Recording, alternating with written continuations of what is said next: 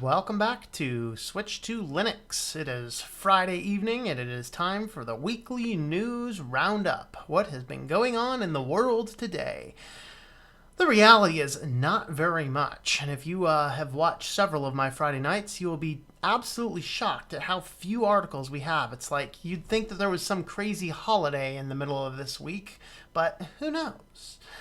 But regardless, yes, there was a 4th of July, which is a American holiday. I realize most of my followers are, well, a lot of my followers are actually U.S., but I have several that are not U.S., so greetings from all the way around the world. Sandman, I believe you're on down there, down under, right? Daniel, hello there. Greetings, Brian, the computer geek. And Shutter, how's everybody doing today? I am doing well. It's been a very interesting day. And I am ready to hit the news here. Again, we don't have a whole lot to go on, but we're going to go ahead and go on what we got and have some discussions. Let me know how the audio works. I listen to. I don't always watch all my videos. But every now and again I'll pick one up. Poland to Sandman. I'm sorry, I thought you were down under for some reason. I don't know why. Regardless, hello Albert. How's it going there? But anyway, I listened to a couple of the more recent videos that I had up there, and I really was not as pleased with the audio quality as it should be for having a very good mic. And so I've reverted back to having a microphone stand, so you can see my mic is just out of view right there. And hopefully this will give us better audio. So let me know if you are used to watching the show, how is the audio tonight? And it is also late, so I'm going to be attempting to talk at a more normal tone unless I totally go on fire, because I don't want to bother the neighbor. But anyway, we are going to continue on. Now, this is funny because I actually end up having two different videos this week about Microsoft. Like, why? I feel like Eli the computer guy beating on VidMe, and it's me beating on Microsoft. And Eli the computer guy is justified for beating on VidMe, and I think I'm justified for beating on Microsoft. So hey, carry on. You haven't watched those. And at one point in time, I was actually thinking about utilizing VidMe as a separate platform. Just looking things over, and I was kind of on the fence. And then this whole thing with Eli, the computer guy, comes up, and I'm just like, oh boy, I'm so glad I didn't really invest much time over there. And I realize he's a self-proclaimed snarky individual, and and I'm not necessarily a person that absolutely just agrees with everybody just because, hey, they're out there and bigger than me. Never cared for that philosophy. But I have considered to listen to what he said. I researched some things on my own, and why would I possibly put my videos up on VidMe when YouTube's available? So that's it. Well, Microsoft is kind of at the same place right now. What Microsoft is currently doing, they killed Skype, of course. If you did not watch my Wednesday video, go check out my Wednesday video here when we're done with this, or another time at your convenience, because Microsoft took Skype. Now, Skype was most arguably used as a video conferencing tool with the ability to send text messages back and forth, which was an absolutely amazing tool. I use it on several different business projects. Just the ability to send quick things back and forth and have them cross-sync to various devices, and then to be able to do essentially a VoIP call or a video call is a great feature. Well, Microsoft's like, well, WhatsApp's doing all these people got all these people, we want more users. And so they completely destroyed Skype, turning into the next Snapchat or WhatsApp or whatever other platforms they happen to be, and turned it into this total unicorn spewed vomitous piece of crap. Such that I used to have Skype on my iPhone. Not anymore, I don't. I used to have Skype on my iPad. Not anymore, I don't. I still have it over here. Now, one person left me a very fascinating comment, and the comment that they left for me was like, your iPad's so out of date, that's why you don't have problems. Like, no, go watch the video again. Because it had nothing to do with the fact that, yeah, I know. In fact, I even said in that video, I very well know my iPad is out of date. I think it's on iOS 8. But the fact of the matter is, everything works for what I need it for.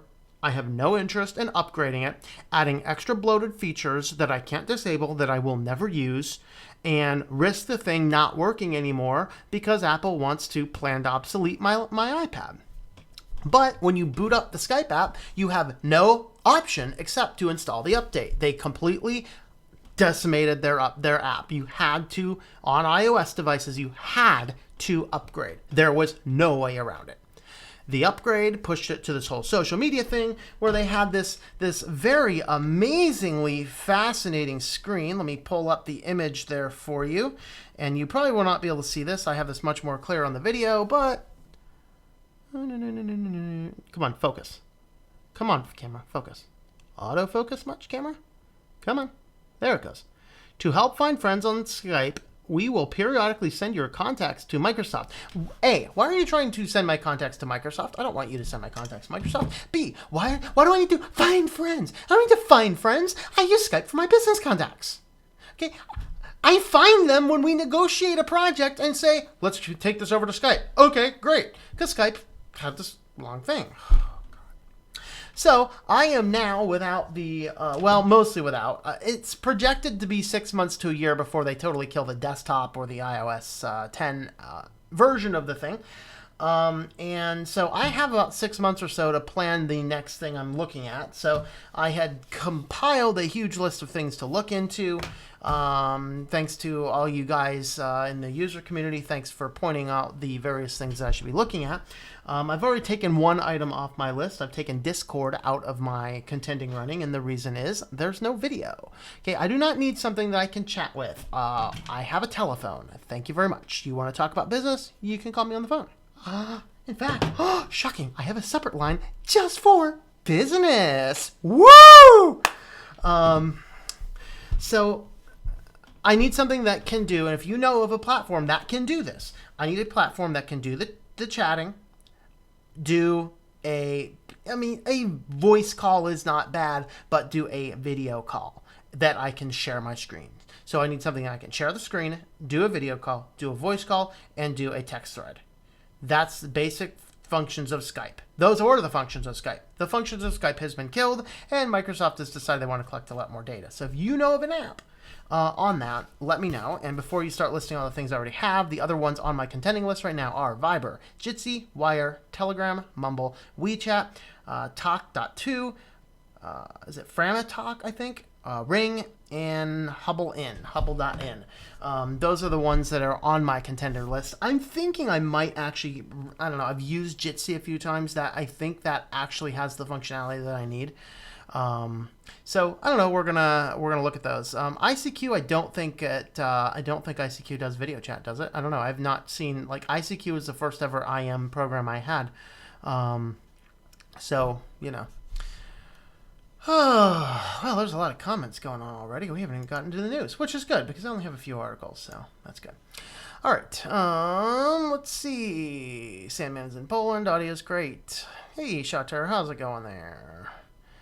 Okay, Wednesday's video was great. Awesome. Well, thanks, Brian. I appreciate that. Yeah, that was a good video. It's like I usually, and again, this week's been totally weird. Probably, hey, 4th of July, why not? It's been a completely weird week. In fact, I did software instead of a distro review for the 4th of July video.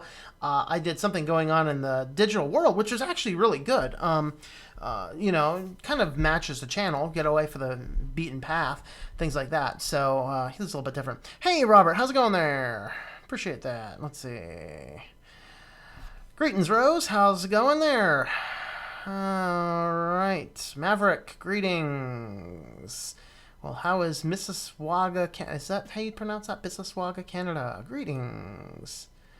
Toronto. I can say Toronto. Actually, I have a friend of mine that's, I forget exactly where they're going, but I have a friend of mine going right up through there tomorrow. In fact, have to pass through Toronto. If they get stuck, I'm going to call you, Rose. Okay. Does Microsoft still support NetMeeting? I have no idea. ICQ, I don't know if ICQ does video chat. Last time I used it in 2001, it didn't. Maybe it's about time. I think maybe ICQ might have gotten better. However, they were bought out by AOL, so I doubt it. WhatsApp? Oh, heck no. WhatsApp, owned by Facebook? Facebook company is immediately discredited from anything I'm looking at. Whoa, I'm sorry, buddy. Kitty, want to come up and say hi to everybody? Hi, everybody. I hope that you enjoy switching to Linux. All right. Are you a big XChat fan? I have no idea what XChat is. I'm going to write that on my list right here. No ideas. Yeah, WhatsApp is tracking. Yeah, this is the first clue. The first clue was done by Facebook. Yes, our purpose is to give people a good user platform by which we could steal all their data. Yeah. Yes. Hey, no problem, Shelter. The next WordPress tutorial, we're going to deep dive into the customize option, which is a fairly new WordPress feature. A few other items in there, and then from there, I'm not sure exactly where we're going to go. There's a lot of different directions. I see Microsoft has done it again, breaking what used to work. Well, the funny thing about this, and we're going to get into this because it's actually the title of the video, what they did is they fixed OneDrive to their specification so it no longer works. If you can figure that one out, I mean, Microsoft's got like their head so far somewhere. I'm not going to mention that, whatever, yeah. Cat decided that he just wanted to chill right here. Look at this kitty. Oh, he's just like, yep, I'm going to chill right here for a while. All right. No, I know what the cat's going for. The cat's going for that. Woo. Oh, look at that. Whoa. Whoa. Whoa. Stick around to the end of the video. We'll feed the kitty. Yeah, you get some at the end of the video, buddy. End of the video. All right. Any apps to replace Skype? Okay, yep. Greetings, Frank. How's it going there? Gonna make a video about the various Skype alternatives when you're going through them. I don't know. Some of them I'm just doing brief research, asking people to use them, asking 3 or 4 simple questions, and crossing them off the list. I'm not actually going in and installing them. I don't have time for all that kind of stuff. Whoa. Gotta adjust so the cat does not roll away. I'm missing the WordPress for a year. Missing WordPress for a year, huh? All right. Oh, boy. Well, that was a long intro. Usually I would have started by now, but that's all right. I think we're having a good time. Lots of fun comments here. So we're going to start out here. The topics I have picked out for today, I have privacy. I have Microsoft. I have bad business. I have a good security article. And I had no idea how to title this. I'm just going to say, Poor America. In fact, I should see if I can't get some amazing video going in the background while we're doing comments or something. All right. Well, regardless, we are going to go ahead and jump on in with our first article here. This is under the privacy. This is some neat stuff. So there apparently was this loan application conglomerate site that illegally stole personal data. So the idea is these are like broker services. Of course, broker services are not entirely bad as long as they're used for what they're supposed to be used for. So like it's way better if you're shopping for insurance. It is way better to go through a broker than it is a captive agent. So if you go down to your local State Farm, you have what is called a captive agent. So this person is only authorized to sell the insurance policies by their business, which in that case would be State Farm. And then, of course, they try and get you on the plans that give you the absolute most profit for them, not necessarily the most benefit for you. And for example, they'll do a whole lot of pushing whole life sales. In fact, I used to have, I think it was State Farm. Yeah, it was State Farm. I had State Farm when I was out on the West Coast, and I bundled house insurance with my car insurance. I went in there, and every now and again, you want to go in and do an audit of all your insurance policies. So I go in there, and I said, I want to just do a quick audit of my insurance policies, make sure I'm getting the best rates, the good coverage, blah, blah, blah. We go in there, do all this. She's like, well, what do you have life insurance? I'm like, well, I don't. And the reason I don't have life insurance, I have no dependents. I have nobody really dependent on me. I live in an apartment complex. I'm a minimalist, so I have very little property. When I die, I'll just let the state figure it out. It's no big deal. If I get to the point where I have, $50,000 in the bank, then I'll actually, maybe do, I'll do a will, but, I don't have a reason necessarily to spend money on life insurance at this point in time in my life. I certainly don't want to give some random stranger some insurance policy. I mean, that's just like asking to sleep with one eye open. So I get in there and they're like, well, we have this premium deal. This is our premium whole life insurance policy. I looked that person in the eye and I said, if you ever try and promote to me whole life insurance policy, will be the day I end my policies. Don't do whole life. That's crappy.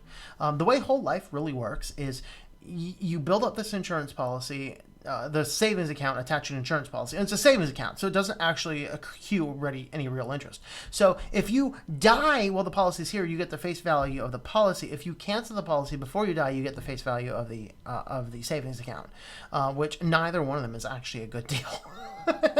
And so you get that. But anyway, what this site here was doing is this site was going in and they were collecting all of this data to be a loan application broker. The problem is only like 2% or something of these loan applications actually went. Where was the actual number? I thought I saw percentages here. Oh yeah, they're down here. Yeah, 2% of these were actually sold to lenders. So the idea is the data broker collects the data. They feed the stuff into a whole panel of different lenders, and then the lenders would come back with the offer. Well, the problem is only 2% of the data that was collected actually went to lenders. 26% of it were sold to non-lenders, and 72% were just held. And so, that is illegal. If you say we're collecting data for the purpose of collecting insurance, then you have to use that data for insurance. If you're collecting data for loans, you have to use that data for loans. You can't just collect a whole bunch of data and then do what you want, except you kind of can. Whatever. Anyway, the next privacy article. This is an interesting one. I've been following this for a while. So a U.S. judge allows the Twitter lawsuit over surveillance to move forward. So this has been a long-moving case. I want to say this has been going on for, 3 to 5 years. 2014 is when this started. Okay, so in 2014, what had happened is that... this is really right about that time Snowden was coming out, and a whole lot of people were going out and just saying, like the government would issue requests for account information. And the problem is almost all of these requests came with a gag order, so the company was not allowed to inform the user that the NSA or the FBI or whatever agency was actually looking into them. And this has caused a big thing, and Twitter kind of outright defied that order by letting people know about the request for information, and this has been an ongoing court case ever since. So the good news is that a judge will finally hear this. The question is, does the government have to inform you? Because, and here's where this is. At what point in time is your digital life separated from your physical life? So if the police wanted to come and execute a search warrant here and they pound down the door at 3 in the morning, and, or I don't know, whatever, they pound down doors. And then, it's pretty blatantly obvious to me that they are executing a warrant. I'm aware of it. Okay. The problem is when you have all of these data brokers like Facebook and like Twitter and Microsoft and Google, you have all these. Well, they collect a bunch of data, and according to the terms and service, the data actually belongs to them, not to you, which is why it's very important that we don't just feed these people every bit of data about our lives. We don't just sync our phones to them.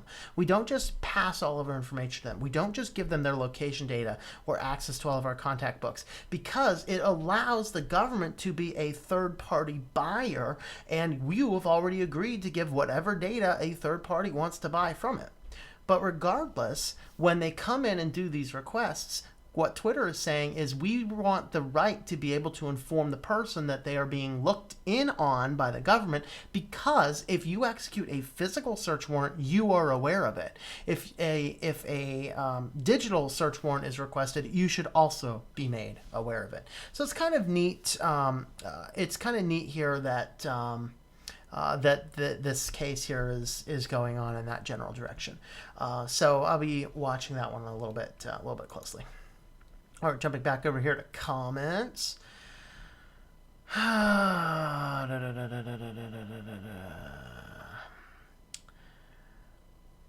Let's see. Teasing the poor cat. Yeah, I am teasing the poor cat. Hey, Joe, how's it going? Didn't see you jump on there, buddy. Yeah, I'm teasing the poor kitty. He ran off. I can get him back, and he knows at the end of the live stream he'll get some kitty treats. Hex Chat. Yeah, I like Hex Chat, but the problem with Hex Chat is it's really not something that is really cross-platform. And again, it doesn't have all of the needs that I use. So for a short period of time, I actually ran Hex Chat when I did live streams, but really it just wasn't worth it. We got a comment stream, and that should be enough. Although I might get people that don't want to get a YouTube account on Hex Chat talking, which I don't know. It might be worth looking into. Okay. I think Microsoft is interested in profiting from the social media aspect of iOS and Android devices, thus explaining the Metro apps and tablet PC. Correct. And what the thing about the iOS devices, as I was talking to a friend today, the biggest reason, well, not iOS, just any of your mobile devices really, and the reason I really want a mobile phone, like a mobile Linux platform, is that without rooting it or jailbreaking it, you cannot manipulate the host file on an iPhone or an iPad or an Android or whatever else. And so with that being said, the challenge is I cannot block access to Facebook. So while all of the other computers in my office, Facebook cannot track me from site to site to site.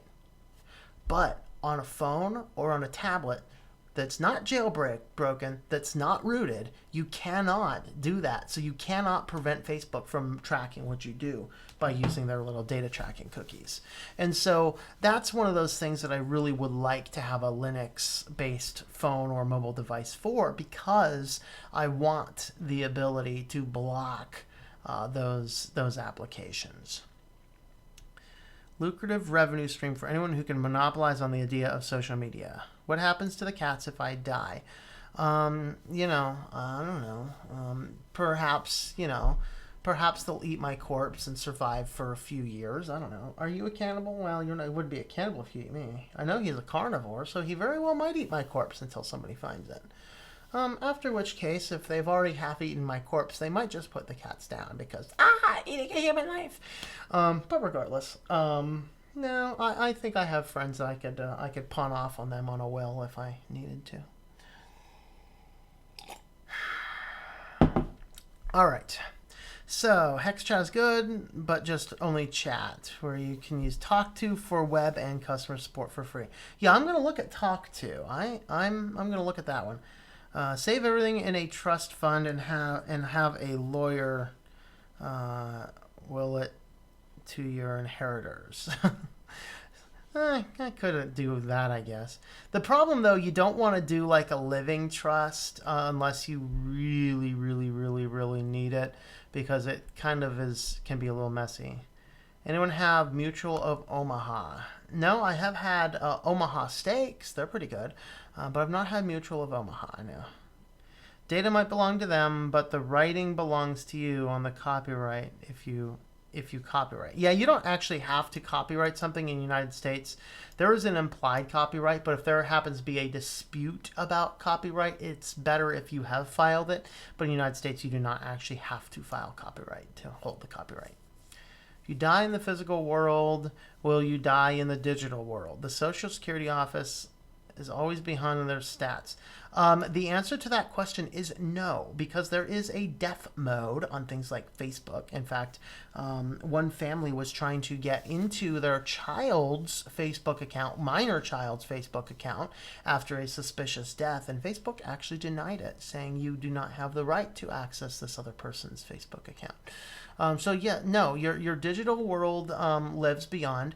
So basically the order of operations on things is you have this physical body that is very fragile and can just kind of disappear.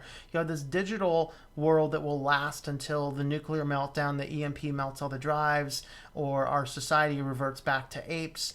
And then you have your spiritual soul, which will live on forever, either, heaven or hell, based on whatever else. So, no, your digital world does not die. When you die, it goes on.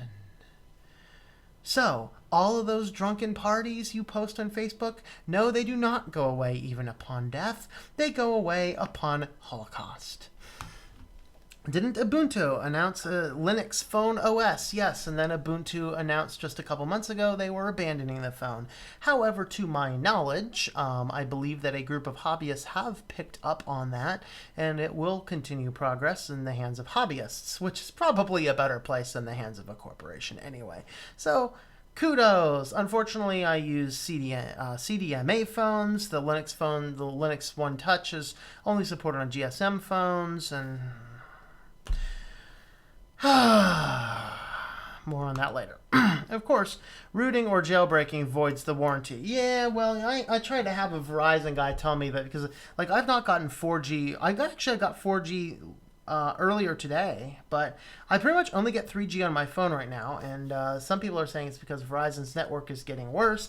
Verizon thinks there's something wrong with the phone, so he's like, well, add an insurance policy to the thing, and then you can get a replacement phone. I think he completely misunderstands how Verizon's insurance policy works, because to my knowledge, I pay $10 a month for the right to have $100 or so, $200 whatever deductible for them to give me another crappy broken phone.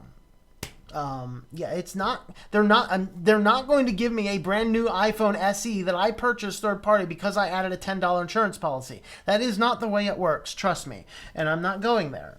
In fact, I did price though. If you are in the Center County region, there is, where is it? Oh, 1 second. There we go. I had a business meeting with a lady over here. This is Wireless Made Simple. It's just a local place. They have a couple stores right now. I think 2 right now, and trying to get a few more in. They actually, though, sell used and refurbished phones. Only place I know locally that will do that, and an iPhone SE from them is like $200, she said. And so, if you are looking for a phone and you are in this region, go check out that individual business. I have not used them, but I did chat with them a while, and so I'm just going to go ahead and send out a plug. Check them out.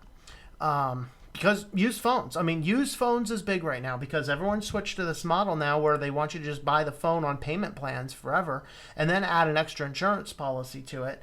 And the reality is, if you can buy a used phone, this one I think cost me $300. She can get them now for $200. And so if we determine that it really is a problem with this phone, that the reason I'm not getting LTE, it's probably worth me buying a used iPhone SE for $200. She gave me a price on some other ones as well. I forgot what the other ones were.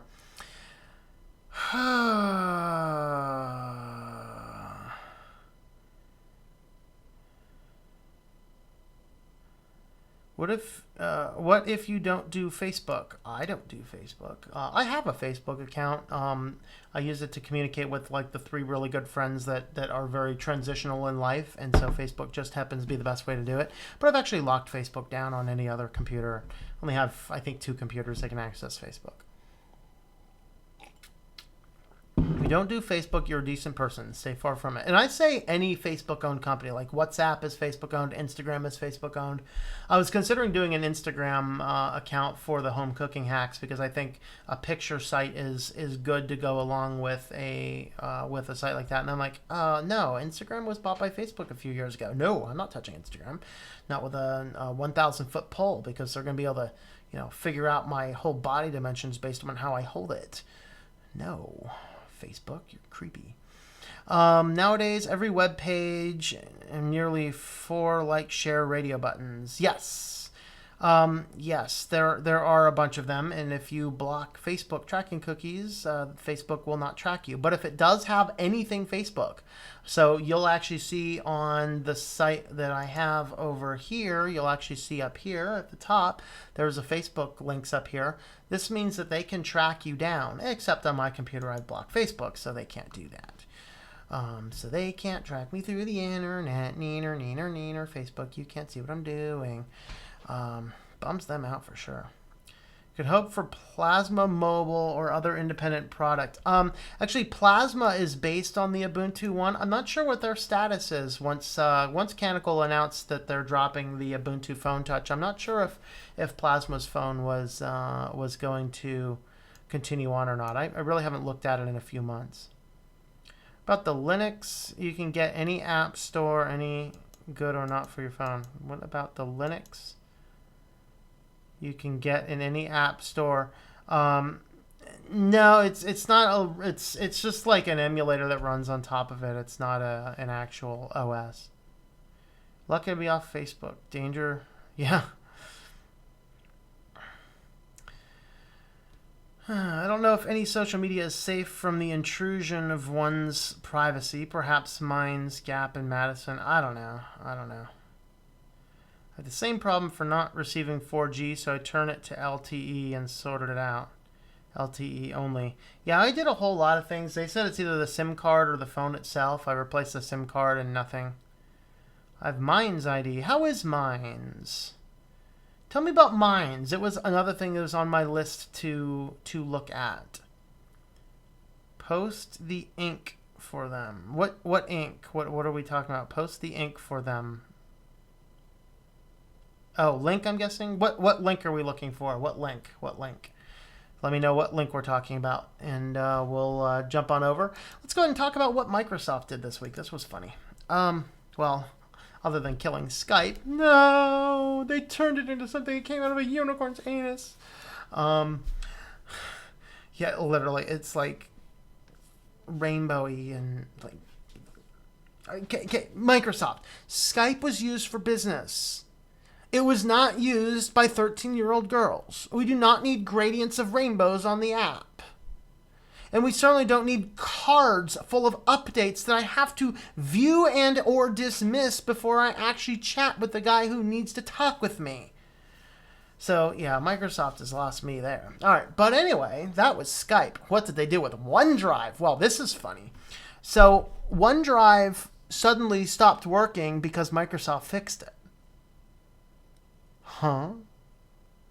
Well, it turns out that OneDrive, which for the last several years this has been a problem, but it turns out that OneDrive it was only ever supposed to work on the NTFS file system, which is the Windows proprietary file system, and that other platforms, it turns out, was not supposed to work.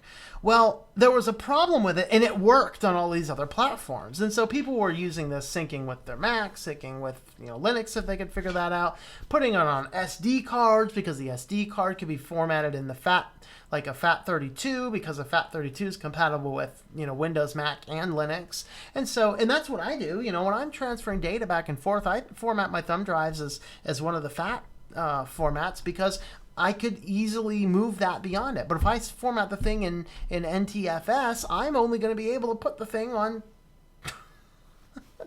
I'm only going to be able to put the thing on certain computers, and that's kind of that, So I needed something, and basically what they're saying is that. This shows up. They said, warning, without warning, Microsoft changed. This is from a Reddit forum post, or a Reddit post. Without warning, Microsoft changed their consumer OneDrive policy to only support NTFS file system. This caused all the drives in my home to stop backing up. I have been using OneDrive for some time now without major issues. However, yesterday it won't sign me in on Windows 10 SP4. When I add my account to directing it to the existing OneDrive folder on my SD card, it tells me it requires to be NTFS. I'm on Windows Insider Build, and this has got the latest update 2 days ago. I downloaded the older version of OneDrive app from OneDrive website, but that has not helped the issue. Can someone explain to us why you keep screwing up OneDrive? Okay, now, I'm not sure if I have the follow-up article. There is a follow-up article here where Microsoft came back and they said, well, no, we just added the functionality that it was always supposed to have by removing functionality. So we fixed it, which broke it. Huh? You fixed it, but you broke it. The fix broke it. Okay, Microsoft. Fix means it works now. Now, according to their it works now means now it only works on NTFS file system, which...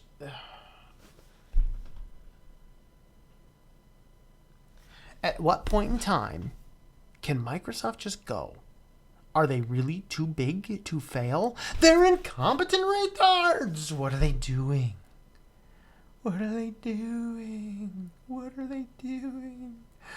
I have no clue. No clue. No clue. But anyway, so Microsoft fixed their system by breaking it. And fixing it to break it, blah, blah, blah, whatever. Oh, boy, oh, boy, oh, boy. Of course, this is not the only Microsoft news. This is fun. The next Windows 10 update will not include the most exciting promised feature. Remember, they were trying to pass this Windows timeline thing, pass it on along. You know, it's going to pick up where you left off. So you go on there, you pick up where you left off, and you do all this fun stuff. You do all this kind of fun stuff on here, and then, you know, you're supposed to take your Windows phone, because, you know, everyone uses a Windows phone. So you take your Windows phone, you're doing your whatever, you get close to the Windows computer, you set it down, Cortana's like, I will pick this up right where I left off, John. And then so it goes over to here, and then what ends up happening is they just said, no, it's not going to be ready for the next release. So they were up talking this for a while, how great it was, and it's not going to be ready, so... And here's some quotes. No way it's going to be ready to ship in time for fall. Okay, of course, correct. I'm planning it to be in the early builds. So, basically, though, this is minor thing in terms of fixing but breaking OneDrive and totally killing Skype within a week of each other. But regardless, if you are looking forward to this amazing pick up where you left off feature, which you probably shouldn't use anyway, because it means that all of your data and everything that you're doing is in the cloud. We're getting to this point where computers are merely empty shell workstations. Remember those? Like if you ever worked in a big company, or in my case, the big universities I worked at, you know, all your computers were workstations. All it was just an empty shell. It had a low-end processor, a generic operating system with nothing on it, and every bit of the functionality functioned by utilizing network drives. That's kind of what we're getting to. Only everything is on Microsoft's cloud and server. We're sharing them all of our personal photos. We're sharing them all of our personal documents, all sorts of things. And then, of course, don't forget that time a couple weeks back, or maybe it was a month or two back, when there was a little whoopsie on the Microsoft end, on the Office 365 end, and all of these documents ended up being public, viewable to anybody, and searchable through Bing. Way to go, Microsoft. Way to go. Of course, what does Microsoft do? Well, you know, we got to cut thousands of jobs. We found out that we have an entire new division of QA guys we forgot to lay off the last time, so they're done. No, it's not the QA guys. Basically, they're cutting down their sales team. A small percentage of these are in the United States, but the majority of them are overseas. But pretty much what's going to happen is, let's see, employ 120,000. Where does it say how many jobs? I thought I had an article here that told me how many jobs. It's somewhere to the effect, do I have it anywhere here? Nope. Don't have it there. Anyway, this was somewhere to the estimation between 1,500 jobs and 4,000 jobs, mostly in the sales team. Microsoft is retooling the sales team to really push their Azure products. Of course, they're probably becoming best buddies right now with Walmart, who is telling people that are trying to sell products that their businesses, their independent businesses that Walmart sells their products, should not be using AWS servers, because Walmart and Amazon have had this really hilarious war going on for a while. I have resisted covering it in the news, but it is getting kind of funny, the things that they're doing back and forth. It looks like Walmart's being this whiny, stubborn brat, and Amazon's just like, yeah, shut up. We're going to squash you. So that's kind of that. All right. Let's go ahead and have a look at some comments here. So let's see if Chateau responded back.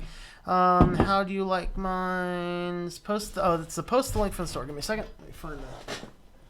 Find out if they have a website up. He actually said the website's bad, so they gave me the. Okay, it looks like it's wirelessmadesimple.net. Who uses .net addresses anymore? People still use .net? Wirelessmadesimple.net. Yeah, I think their site needs some help. And this is a local to Center County, but links going on right now.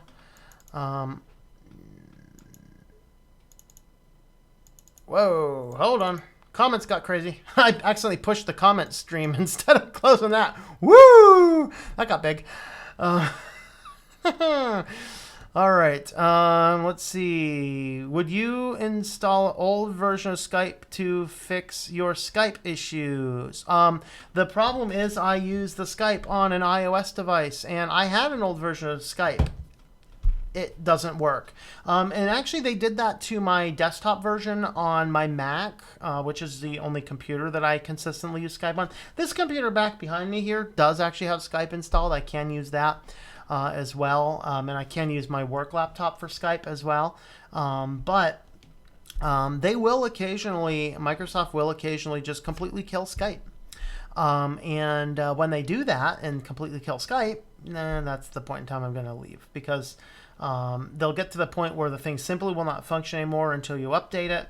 And that's the point, so that's the issue, is that it's not like I don't have automatic updates. Okay. I never run automatic updates on a cell, because they frequently just throw a bunch of new feature upgrades, and then the feature upgrades, like, I want the security updates. I don't want all the feature upgrades. Okay. I'm happy with the way it works. I like the phone how it is, period. That's all I want to do with it. So regardless, that's kind of what I'm doing with that. So it's just a matter of the version I had. It pinged in, checked in, and said, nope, won't work anymore. You have to upgrade your Skype. And so that's when I got, that's when a unicorn pooped on my Skype. Not regular any social networks anymore, except for YouTube, for Linux. Rose Majaro, unless mine's is good with terms and conditions. I don't know about that. All right. I'm pretty sure that Plasma Mobile works just like any other desktop environment. It's based on Ubuntu, but could theoretically use Embase. I thought, according to the documentation I read, and maybe I am wrong, but I thought the documentation for the Plasma Mobile phone, you had to install the Ubuntu base first. So it wasn't a standalone. You had to install the Ubuntu base first. Hi, Joe Johnson. How's it going there today? My work phone has the same 4G issue, SIM card replaced, updated, no resolution. Maybe I'll convince them. See, and here's the thing, Jason. I had said that, now my neighbor upstairs actually works for Verizon, and she says that she hears a lot of these, and that the reason she gave me is that Verizon is investing a whole lot more time and money into the 5G system, that they're kind of letting the LTE system kind of die a little bit, like they're not maintaining it as well. That's what she said. Tech support's like, I've never heard of that. They looked up things in my area. Now, if you look at it was one of the other carriers. It might have been Sprint. In fact, I'm pretty sure it was Sprint. If you looked at what they had, maybe it was T-Mobile, but if you looked at what they had, they were actually had a chart saying this is what Verizon service is going to do over the coming months, and they showed that Verizon service quality is going to decline. I'm wondering if that's what we're seeing. Most people, I don't know how. I think that this is like running around and engaging in prostitution or something, but most people just turn on their phone to constantly connect to whatever free Wi-Fi networks are around. Like that, by the way, is a really good way to get a virus. Okay, you wouldn't go sleep with everyone in town. You'd risk getting a virus. You don't want to connect to any random Wi-Fi network. You might get a virus. Okay, so I do not connect this to any random Wi-Fi network. So what I do is I will look at this, and when I'm not in the office, I use this for my internet. And I just noticed about a month ago, places I should very well be getting 4G LTE, I'm only getting 3G service.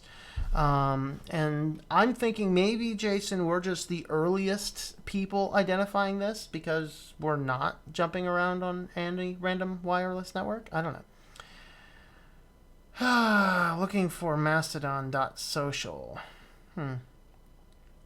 Microsoft OneDrive is spyware. Yes, it is. Nothing on the cloud is safe. No, it's not.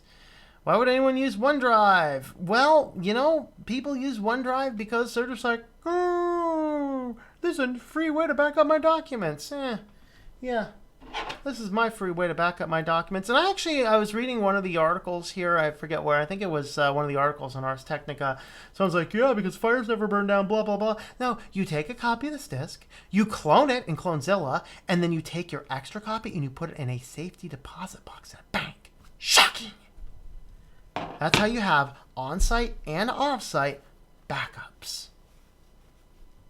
Once a month is probably sufficient. I mean, especially for what I do. I mean, if the documents that I have to save on these drives outdates more than a month, I need to simplify my life a little more. But yeah, nothing on the cloud is safe, you know. Of course, I won't use Dropbox either. Microsoft is spyware. Yep. We'll never use any cloud. That is right. The only clouds I want are rain clouds. I use a NAS instead. Yeah, actually, I upgraded my. I run Open Media Vault as my NAS, and I upgraded it to version 3. And version 3 lacks the two functionalities I was looking forward to playing with: OwnCloud and Calibre Server. So I'm gonna eventually do a video on how to get those two functionalities working independently. I don't know. We'll see what happens. Okay, cloud is always cloudy. Cloud is dangerous. Yes. How far Minds and Mastodon can go with their TSC. Yep, I believe Facebook is part of the NSA. Yeah, some people say that. Some people say that indeed. Oh, come on, Google. Oh, Lord. Google really needs to fix this comment system. If you scroll down like one full thing, it shoots the comments to the bottom and I miss everything in between. Trillion for Linux is a Skype replacement. Is Trillion on my list? And the problem, though, is that I also need something that my clients will be able to use. Like, I don't think any of my clients use Linux. I have, unfortunately, Mac and Windows users pretty exclusively. Let's see. The link for the person's wireless store. Yes, I put that below. It's Microsoft. To them, all fixes and all bugs are all breakage and feature. Microsoft are always trying to force people to use their products. Yes, they are. Like this. Hey, yes, you can not use OneCloud anymore. You need to have NTFS file server. I'm on a Mac. I don't care.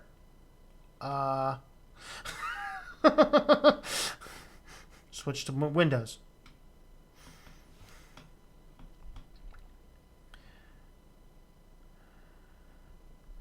Anything Microsoft touches turns to crap. Yes.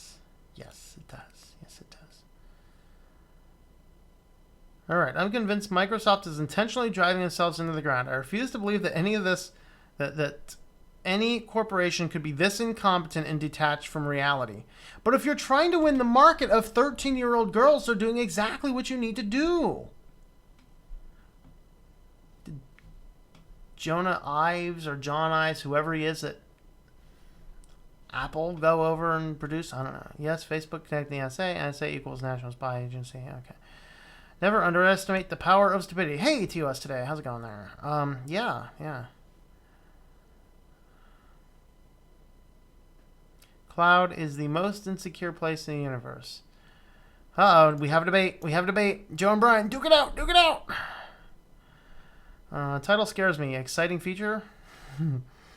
Yeah. Windows 10 malware spyware. I did hear that the latest update of Windows 10. Is anybody on Windows 10 can confirm this? I hear that you can now actually uninstall apps you don't use, like OneDrive. Is that true? Will they come back? You know, I uninstalled Candy Crush from my Windows 10 computer a good, I think, 10 times. I haven't plugged that thing in for several months, but probably is in need of some updates. But is that true? Does anybody know that? Can you now uninstall anything from the Windows 10 computer? Did they finally realize that not everybody wants their bloatware crap in Candy Crush? Which Candy Crush you always could uninstall. It just frequently would come back. It's like a zombie cookie or something. Hey, this machine does not have Candy Crush. Reinstall it. Who doesn't want to play Candy Crush? This guy right here got better things to do. Cup of tea. I got a cup of coffee. It's actually pretty cold right now, but that's okay. Okay, Eternal mainframe did all the work. Okay. What product is Microsoft going to screw up next? My money's on either Outlook or Bing. I I think Outlook is already a train wreck on the basis that when you say Outlook, are you referring to Outlook.com or Outlook the program? And because that Outlook the program now models the modern day folder view, I think it sucks, and it would not surprise me if it only supports SMTP, or not SMTP, IMAP. That was one of the criticisms I had on the email client that comes pre-installed on elementary, is that the email app only supports IMAP. I'm sorry, I use POP3. I don't want IMAP. Because I really don't need, when I boot this guy up and look at my email on my phone, I do not need to see every email that's in my inbox, because I probably have 3,000 or 4,000. I want to run this as POP3, download a copy, and then I can deal with it or delete it on my phone. But other computers can still take a backup copy of it. All right, time for internals. When you have a live stream, pass the real tape. They should change the name of Microsoft to Macro Spy. Actually, down here, I think I have a boot up drive. Let me see if I can find that.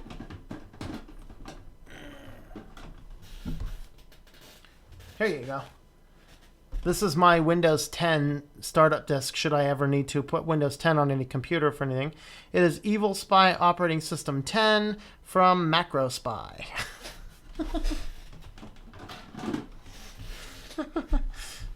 Probably horribly out of date. I'm not sure if you can download that anymore. Does anybody know if you can still download that?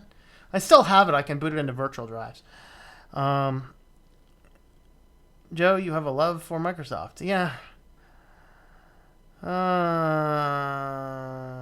Okay.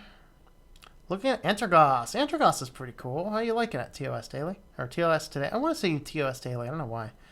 TOS Today. Maybe I'm just too stuck up on Facebook. The TOS changes daily. I don't know. Why would anyone use Bing? Why would anyone use Bing? Very simply, because every single service in Microsoft forces you to. Duh. No, you can't change Bing. Oh, I do want to say though, this is kind of a correction to a previous video. And that is that the latest Firefox update that I put, I can now actually put Start Page as my default web browser. Yay! Or search engine, I should say. So that's that. Hey, there's my link. Finally got to it. I loved them until Windows 8 came out. Yeah, Windows 8 was annoying. I didn't hate it. It was annoying. It was Windows 10 that pushed me away from Microsoft, because in reality, the fact of the matter is, it's the spying stuff. The UI of 8 sucked. I mean, I'm with you. I thought it was clunky. I thought it was random. It worked well on I have a Surface Pro 1 still that has Windows 8.1 on it. And I thought 8.1 was just fine for a touch device, but most desktop computers are not touch device, nor should they be. And so that's why it's I wasn't a fan of the UI, but the UI will not break me of a system, unless maybe it's Mac. Then I'll run screaming in terror over how terrible it is. However, what would happen then is that my train of thought has derailed. Let's see. I was Windows 10. Oh yeah, it was all the spying, all the data collection, all of the forced things, like you could not uninstall OneDrive. A lot of this crappy stuff. That's why I switched over to Linux. Hey, no problem for the link there. She went online to the internet via a terminal connected to VAX mainframe. Sweet. Check out, what was the, who here watches Brian Lunduke? What was the one he did? It was the internet one. I think it was Why the Internet Sucks. Something like that on Brian Lunduke's channel just a couple weeks ago. Watch that video if you have not done so yet. That is an awesome video. He really talks about the suckiness of the web right now. Which I completely concur with, looking up all these things. 3, 5, 7 processors have built-in backdoors. Stay with old CPUs. Yeah. Why is there no .shit? Actually, I think I used to know the reason for that. It might actually be possible at this point in time.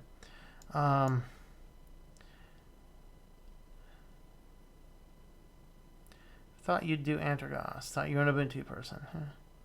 Good day, Colin. How are you? here, as well as using VAX program. Let's see, Android and Linux version of Skype have been buggy. Yeah, the Linux Skype version is very buggy. Like, it does the job I need it to do, except I have a hard time if somebody's sharing their screen with me, it comes through in really poor resolution, but oh well.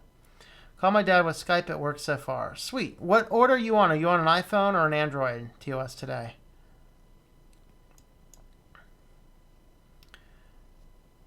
Alright, that happens on Android. You don't upgrade the app, they seem to be buggy. Yep, it's a conspiracy. Conspiracy, Matei. Wait, what? Conspiracy, mate. Alright, just today, your Skype must be defective. It works. Well, according to the comments, that might be true. No backdoors, but very remote access for PC support. Yeah. Oh, yeah, the new client for Skype for desktop is not actually out yet. What I'm talking about is the WhatsApp clone unicorn excreted version of Skype that they forced on iOS devices. They have not forced them on Android devices. They've forced them on iOS devices. And Verizon have not seen any service going down or being lowered yet. Oh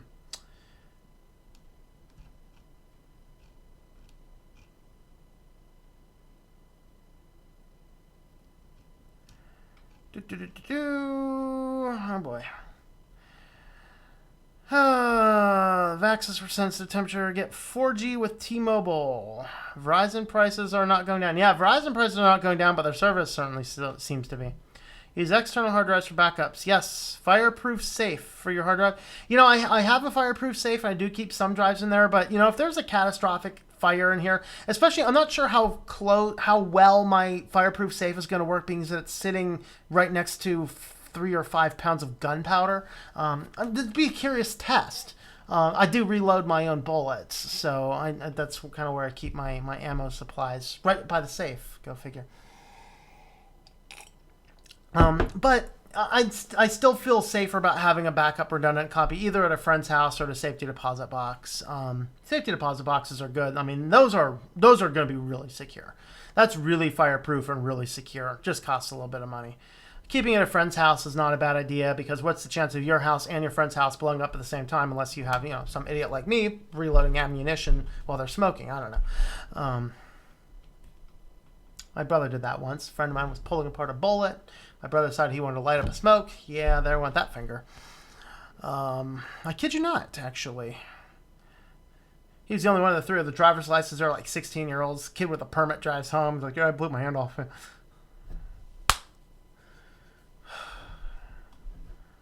Darwin Awards. Gavin also says Verizon service has been getting crappier lately. Yes. How many of us? I saw the Vatican Colosseum. I have an aunt who lives in Bologna. My Bologna.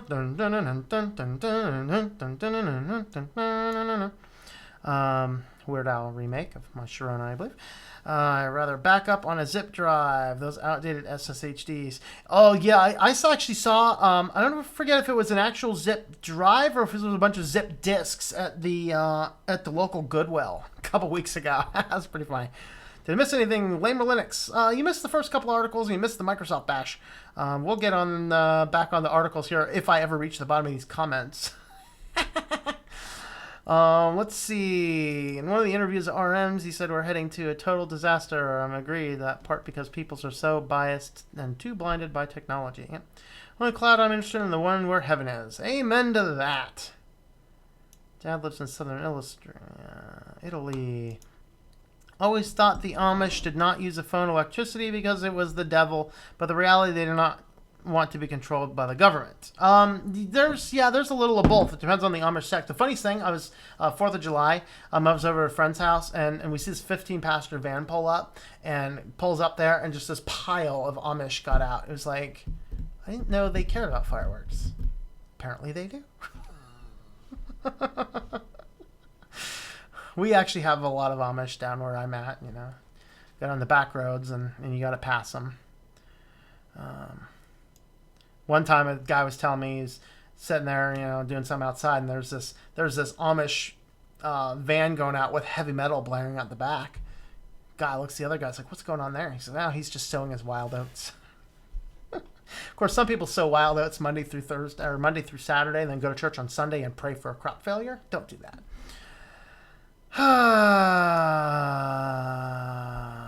Okay, you have to do it with a special trick, but you can do that. I have no idea what you're talking about there. Let's see.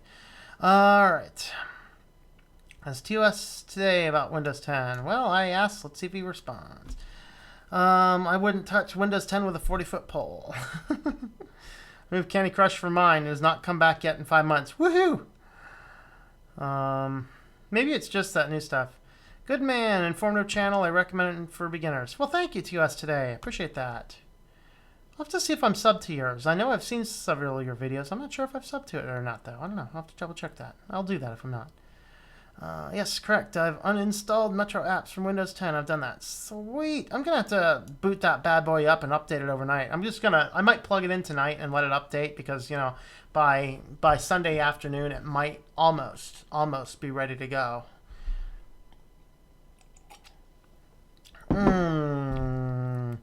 Clarify it is the Apple app. I hate Apple. What about Apple Pie?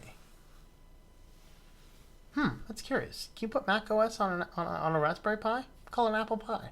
That'd be fun.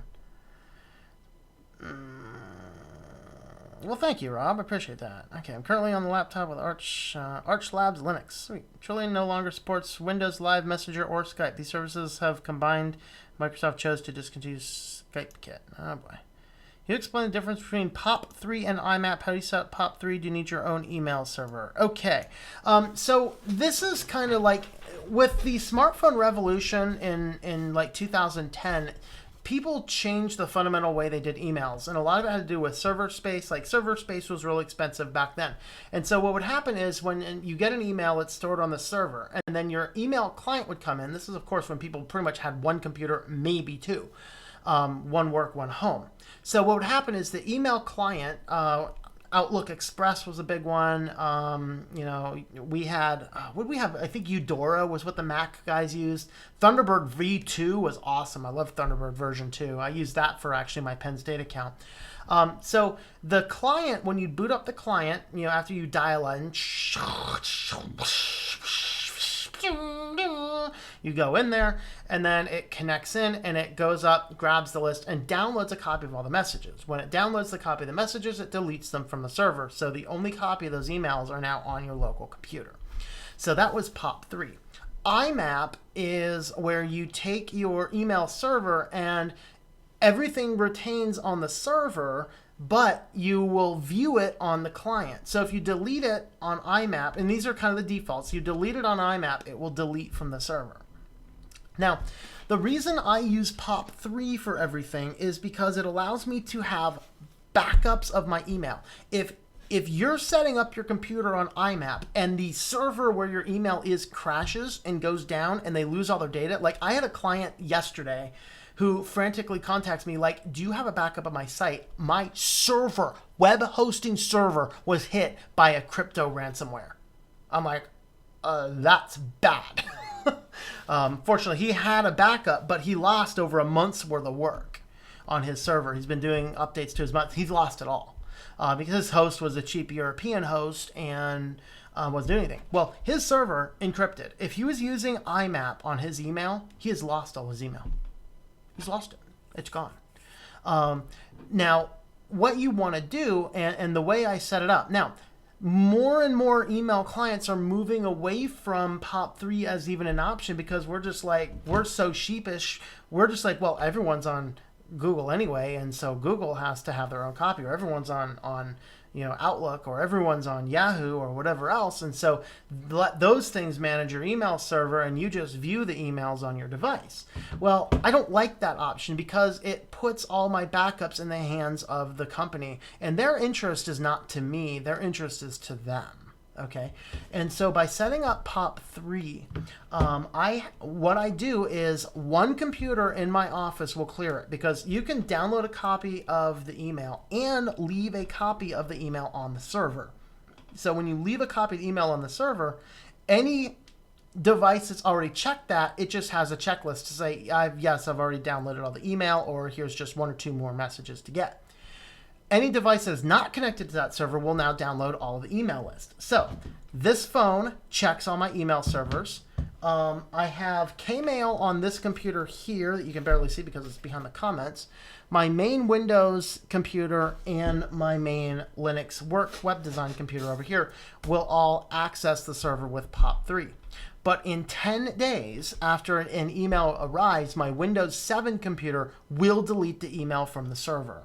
And so 10 days later, it's going to delete from the server. So this allows me to get the copy of the message to every computer that needs a copy of the message. And then on each individual device layer, I can delete the messages. That does seem redundant, but it's actually really not, because I'll get it, 15 emails here, but I'll be like, well, I've already cleared all my emails for the day. I can just go in, select all, delete all.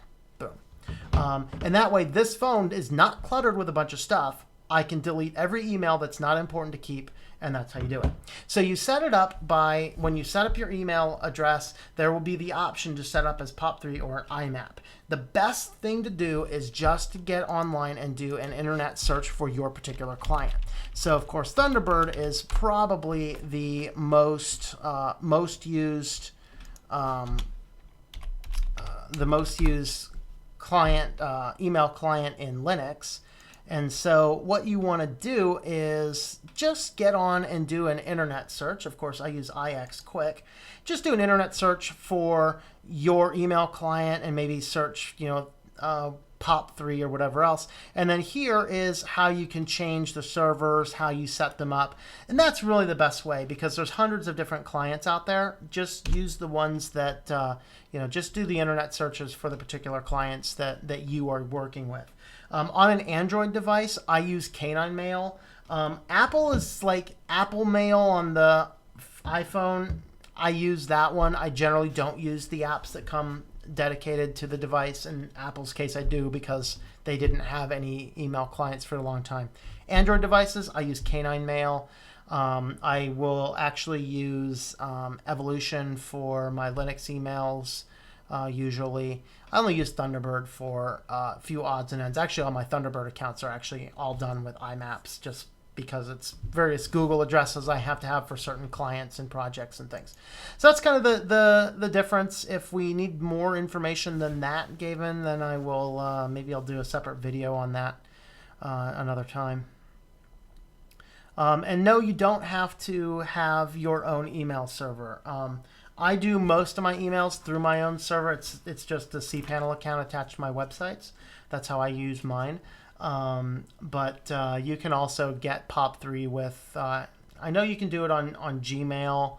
I'm pretty sure you can do it on Outlook and Yahoo as well, but I don't really use any of those, so I don't know exactly how I would do that without doing a quick internet search for it, other than Google, because I have projects that require me to use it. So Fedora 26, let's see, XFC would be later part. Did you check the spin version of Fedora? My thing did it again.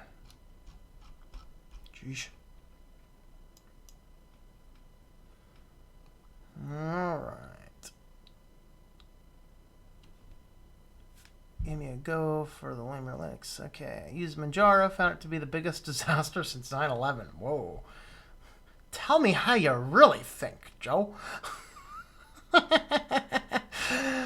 Oh, really a fan of Fedora. I don't think it's bad. I just don't really like it. Yeah, I'm not a huge Fedora fan myself. The reason I don't like it is because there's so many things you need to do to Fedora to get the thing working. Manjaro used to have issues. Okay, let's see. Desktop only Skype. I use both Linux and Windows. Seem okay. Yeah. Fedora used to prefer the sysadmin works instead of paid Red Hat and free CentOS. I'm following the tagline. Just make use of it and keep it simple. Skype for Linux totally sucks to me. Better than Skype for Windows or iOS. Yeah, it does. It does suck. You have the alpha, which looks like it has promise, but it doesn't really work. And then the other one kind of sucks. Some features of Skype on Android have been broken and force you to upgrade, like video sharing and receiving. Okay. I only use Skype in Ubuntu-based Linux. Tom, do I support the NRA? Absolutely not. They're crazy. They are a political group, not anything that actually cares about consumers or the final end person. As long as they get their union money to buy their politicians, they're happy. So no, I do not support the NRA. Reload 2. If the fire gets to that, it will burn very hot. Yes. I use a Lee press, Frank. What's the other big one? The other one's kind of better, but I got all my reloading supplies back in that like 2013 time when pretty much everything related to guns was hard to get. I just happened to find a Lee press and what was the Lee presses were compatible with the Lee. What were they? I'm just totally forgetting all my terminology right now. This is what happens when I try and talk about guns on Linux. Dies. There you go.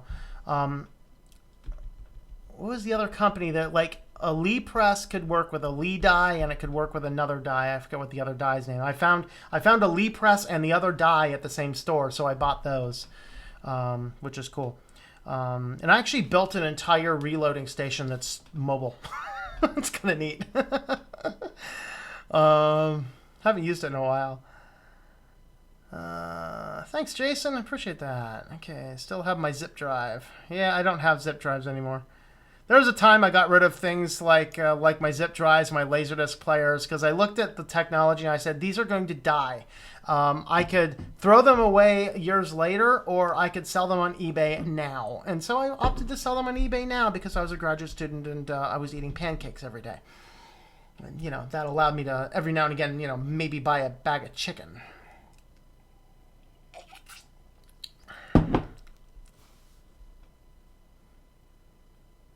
I am the bomb. I'm the big one. Well, I am pretty fat. Must be Fat Boy. Pilot of a Nola game, flying out the shockwave on that August day. Alright, you have to do that with special trick. I think I was referring to removing apps. If you... Jar developers claim there's no distro, that everything gets set up automatically, works well. Switched MX Linux, which proved they were lying. If I want to use Microsoft services, I use fake email. Yep, there you go.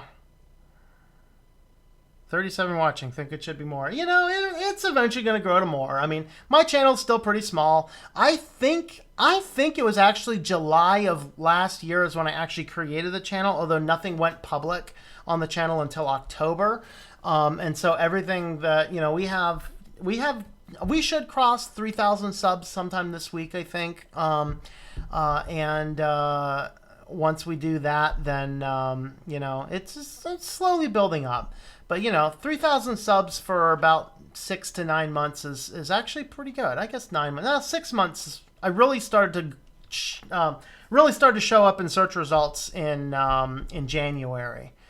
So everything I'm working on has been since January. So, yeah, there should be more. Actually, I have 40 concurrent right now. Okay, I'm going to pause the comments here. We're getting to the bottom there, aren't we? I'm going to pause comments here. We're going to jump back over and have another look at some more articles. I totally even forgot where I'm at now. Let's see. We already talked about Microsoft cutting their jobs. This was neat.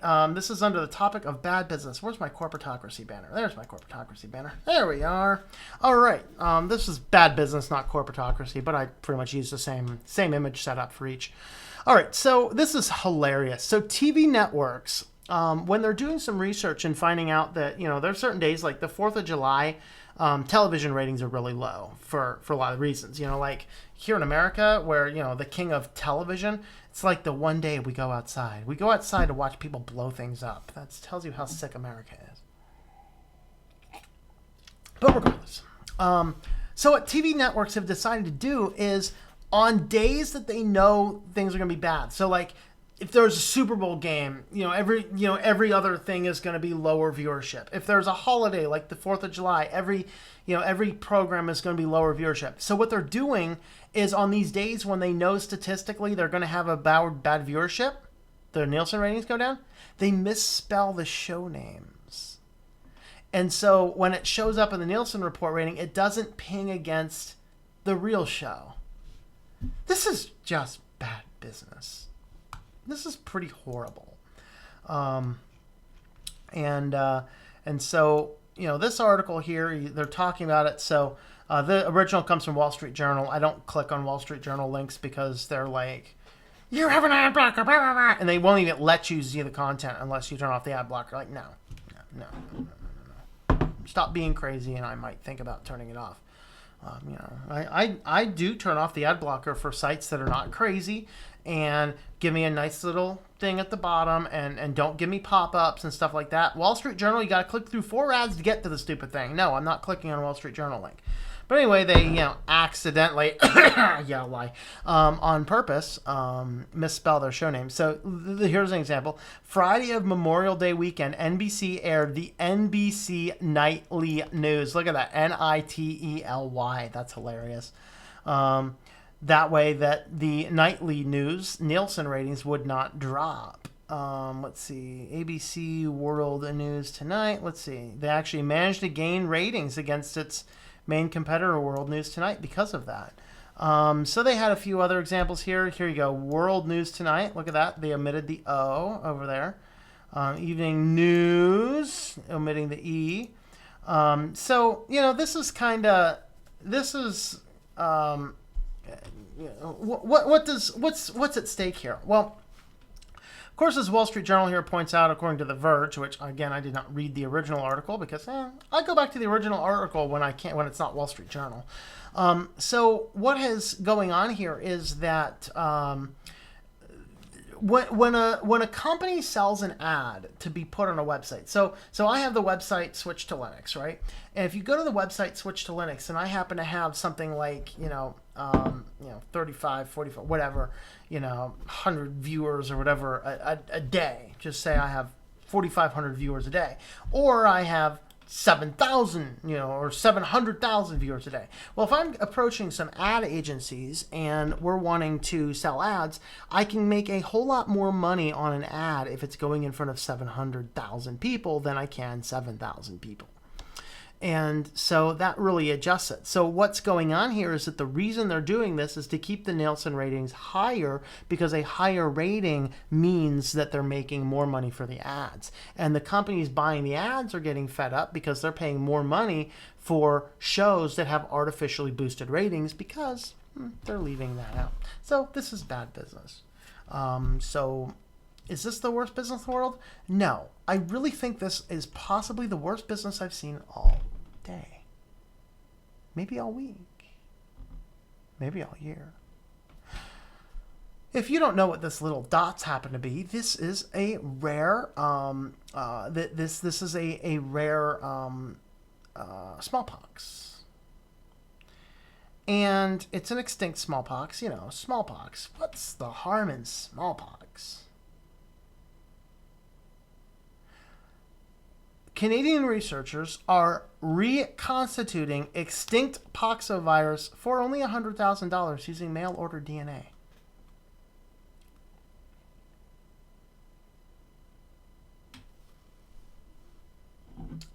Wow.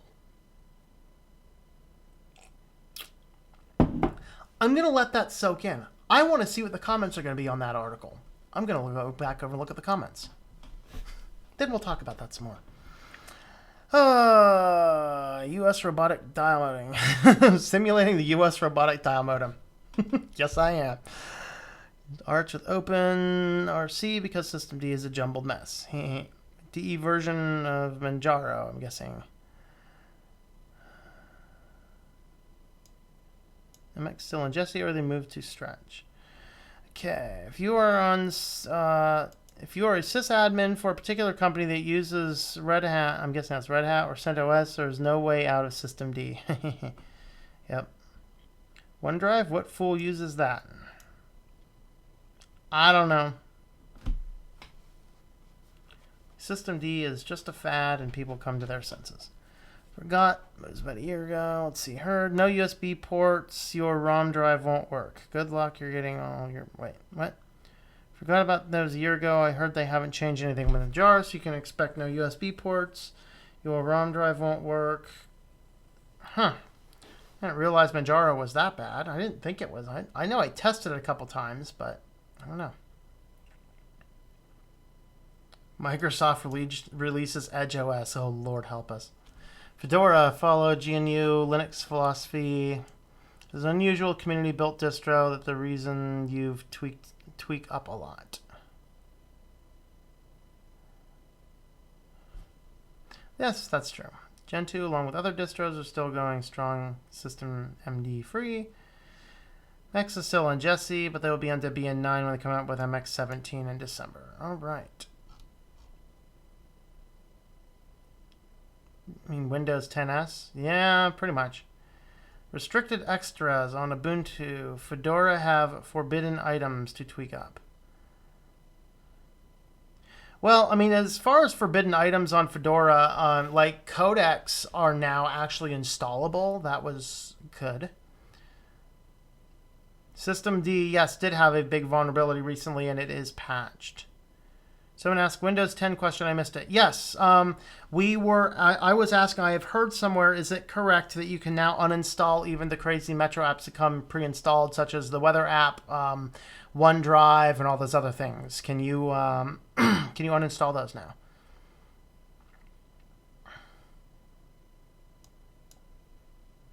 Instead of Slackware and Gentoo-based major distributions are jumping systemd because of introduced by Red Hat. Okay. See you later, Lamer Linux. If you're still here, I realize I'm way behind on the comments. I'm just kind of speed reading now. I'm going to stop when I find something exciting. Systemd, philosophical more than practical. Okay. Whoa. I think I hit the bottom. I hit rock bottom. Anybody want to order Poxovirus through mail? Yeah.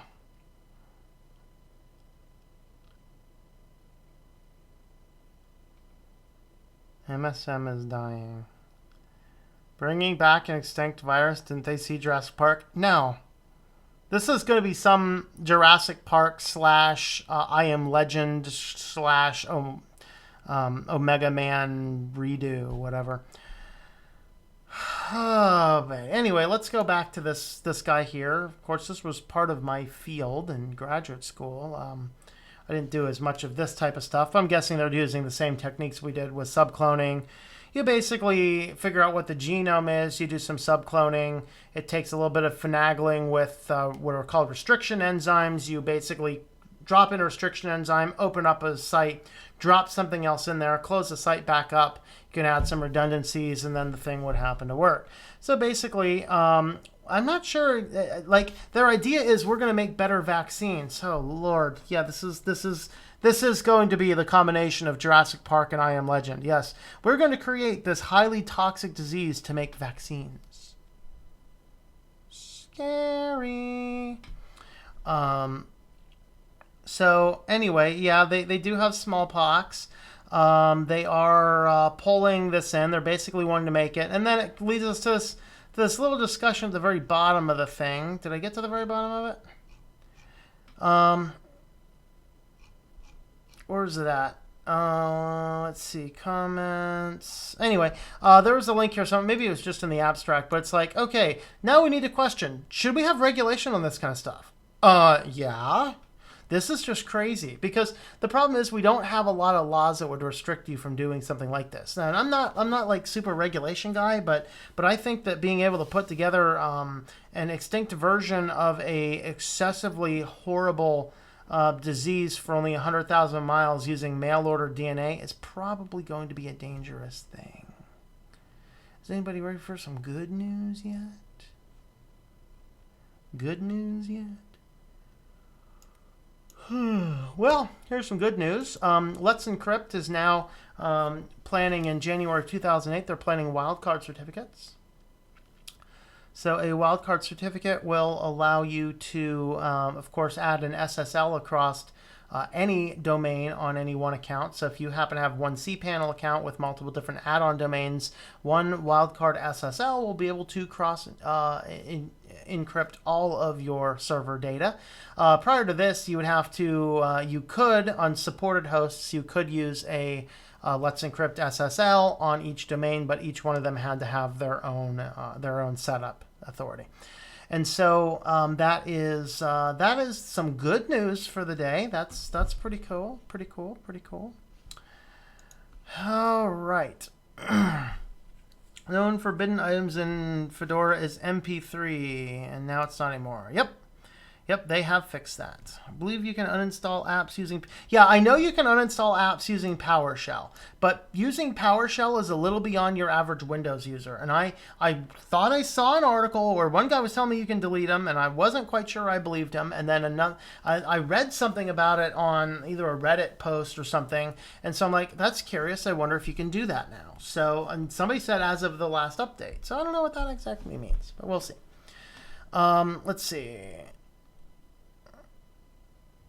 What do you think about CRISPR technology? CRISPR, Cas9. CRISPR-Cas9 is the gene. It's interesting. I don't know as much about it as I would probably like, but the idea is that this is a way that you can do what is called a transfection on a lot more efficient level. So when I used to do transfections, a transfection is when you're going to take some type of prokaryotic DNA and you're going to drop it inside of a mammalian eukaryotic cell. And so what we would do is in our lab, and I did my doctorate in toxicology, and so we were looking at new drugs, experimental drugs, and their role on what is called the proximal proliferator activated receptor. And so I was looking at some experimental compounds from Merck and a few other places. And so what you would do to test these is you're testing the regulation. And I was looking at how there's various, when a protein is extracted, this is going to be really geeky, I'm sorry, but when a protein is extracted, it is created off of the DNA sequence, there's a whole series of various things called coactivators bound on there. And the coactivators will look for what is called LXXLL motifs. LXXLL motifs, which means that it's a leucine. Is it leucine? I'm forgetting my genetic code. Leucine, any amino acid, and then leucine. I think I have that wrong. It does not sound right to me all of a sudden. But anyway, regardless, LXXLL motif. You can look that up. You can, in fact, read my... Let me find it real quick for you.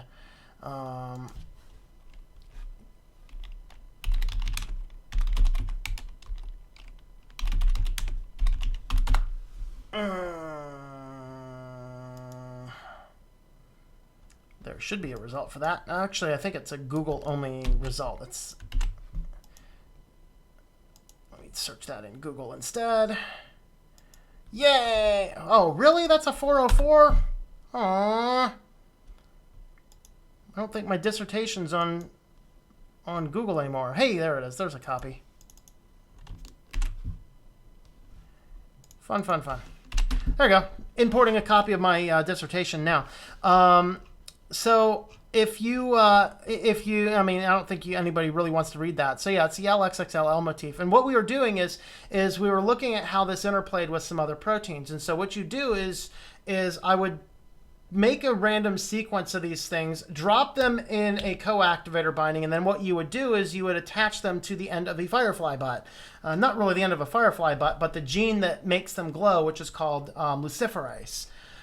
So with luciferase, you drop this guy into a cell, and then what you do is you shock the cell, drop in all this random bunch of this DNA, and then as the cell recovers from the shock, it will uptake the DNA, and then the machinery inside the DNA will express the proteins. And so in response to then, what you do then is you drug the cells with your various experimental compounds, and then you add a compound that is going to measure the amount of glow that you get off of your gene.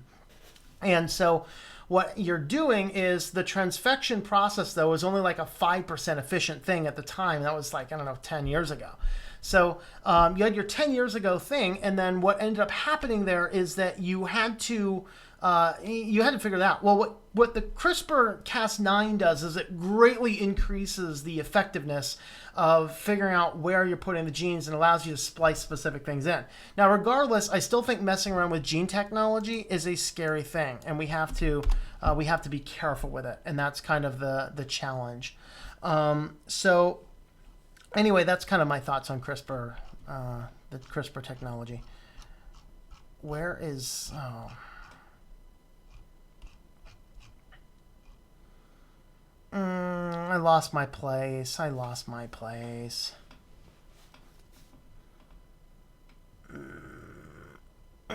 Bringing back extinct virus. Yeah, okay. We saw that. Okay. CRISPR, there he is. I'm interested in hearing your opinion on System D. I know very little about it, to be perfectly honest with you. It is definitely something I need to research more on. Like, should I be all concerned about it? Next question. Do they create diseases to prop up the drug industry? Generally, no, I don't think they need to. They just need to keep selling us poisoned food. Good news is, fake news CNN is going down in ratings. Oh, boy. See you later, TOS. All right. Certainly king when it comes to server world. There are other 3 aren't to be messed with. OpenSUSE is good, and the only bad thing is it's too easy to mess up. Okay. I feel CRISPR technology is dangerous because it could wipe out species by manipulating the cutting out of DNA sequences. It's dangerous either way. I mean, I'm not saying we want to never do anything with it, but it's something we have to proceed with caution. InfoWars has a meme contest going on. Oh boy, I can only imagine. That guy freaks me out. Linux community goes hostile when one says these kind of words. Has Alex Jones fully embraced his status as a living meme now? Should we rename him Pepe Jones? Do you remember your first computer? I think it was a 386 and it had a monotone green screen and a 5 1/4 floppy drive. That's about all I remember. It was on toxicology, not genetics, but close enough. It's offering $20,000 when it comes out with the best meme. You just have to post one of my pictures of the alien, the 1984, the Illuminati thing, and you'll have it. If you do that, share it with me. Go for it. I hereby grant permission so long as I share in any rewards won. There you go. Natural genetic engineering occurs in response to antibiotics. It's called drug resistance. Now Ubuntu is into IoT, mostly instead of server side. Yeah, it doesn't surprise me. Big Pharma knows all the loopholes. Yeah. All right. We have one final article, and I am calling this Poor America. I'm not sure what all I can say about this. This new service promises to text your enemies' TV spoilers. Now, they say it doesn't deliver. The guy seemed to have resolved his problem. I cannot say enough sad stuff about this thing. I really can't. I really can't say enough sad stuff about this thing. Really. See you later, Colin. How's it going, man? Let's see. SSD's kind of spyware. SSH. Don't say it to the creator of SMD. Oh, shh. Don't. Ha! Don't say SSH and expect us to say shh. Come on, man. This is a Linux channel. We all know what SSH is. All right. Anyway, I don't know what's sadder about this. The fact it exists, the fact that this third-party website is collecting your, quote, enemies' cell phone numbers, or the fact that it's so sad that you would think texting your enemies' TV spoilers is actually punishment. I'm clueless. I'm totally clueless. I haven't a clue. I haven't a clue.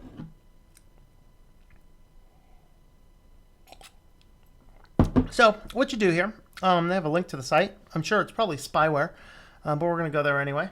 And it appears as though the new Skype app developer is probably on here. Look at this. This is horrible. This is like, ugh.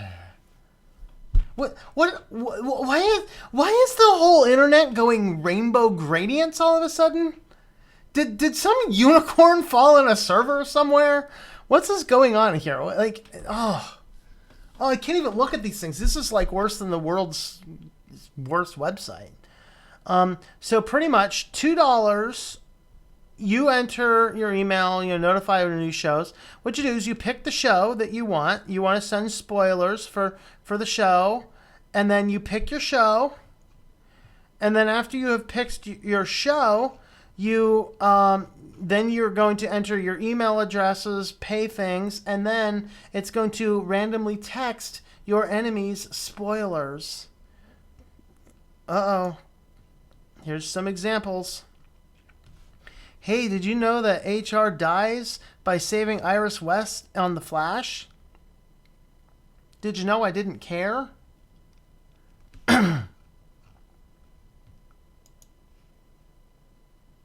What? This is what America has come to. And here's the thing. This is maybe just funny, hilarious, whatever else. How much you want to bet that this is just one of these phone scammers simply collecting phone numbers to add to their list?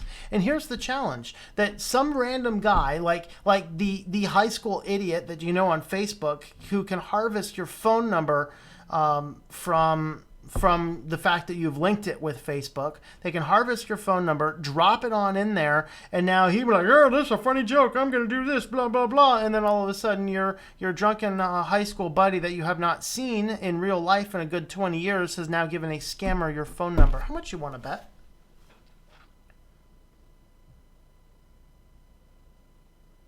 I think that's what this, I really think that this is, I mean, come on. These people have it figured out. They're getting paid to collect phone numbers to scam.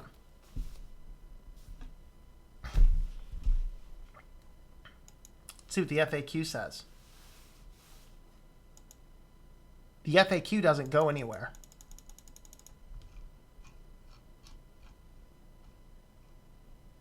Yeah. We have a little chat box over here if it works.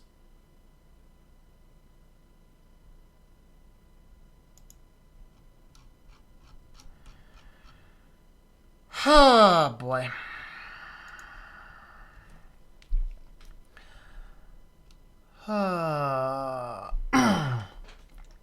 Does the green alien behind you mean you believe? I believe I can fly. I believe I can touch the sky. Oh, wait, hold on. I'm sorry. The little alien behind me is more of a joke. I'm not necessarily a pro-alien guy, but I'm not necessarily an anti-alien guy.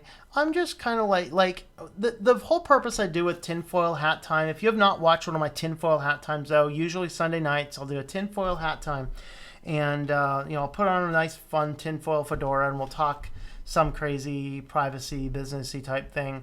Things that I try and target things that look like conspiracies. They may or may not be, but I don't go like far out there. But mostly it's more of a joke on the conspiracy theory world, while at the same time acknowledging that there are some really weird things going on in our world right now. What made you leave biochem world and get into web design? That was a funny story dealing with the last teaching position that I had. And it was a bunch of things all at once. Education in America first is like going downhill fast. I really think that a lot of education, not all of it, but a lot of education nowadays is simply people polluting, just getting students to just sign up for student loans because they know they're going to get the loans. They're almost never rejected. So they're going to get the loans. They're going to have to pay whatever the college says to pay. There's the textbook companies get involved. All sorts of things get involved. So you get all that kind of stuff going on. But as far as the education itself, First, I'm finding that colleges let about anybody in. It makes the students dumber and dumber and dumber. So I used to have a lab. And let me see if I can find something here. The first lab that I ever did in any class, I'm not sure I'm going to be able to find what I'm looking for here. I have a mug of change here. But if you are unaware of it, if you look at pennies, sorry, I'm talking down. Okay, got one. Sweet. I found some. Okay. So if you look at pennies, this penny here is minted in 1975. And this penny here is minted in 2016. Now, does anybody know the difference between pennies? I'm not going to wait for comments to show up. But a penny minted before 1983, so 1982 and prior pennies were made of pure copper. This thing is actually worth more its weight in copper than 1 penny. Pennies minted after 1983, so the 83 year you avoid entirely because the 83 year was kind of half and half mix. But any penny made after 1983 is actually made of zinc, and then they put a little, like a little copper around the outside. So the first lab I always taught. Now the difference is zinc and copper have different densities. So an old penny weighs 3 grams. A new penny weighs 2.5 grams. So what we would do is drop our pennies. I had little sealed envelopes. I put 10 pennies, and it had some combination of new and old pennies, and I handed them in sealed envelopes to the students, and the task of the lab was to tell me how many pennies in this are old and how many pennies in this are new without opening the envelope. It's a simple system of equations question.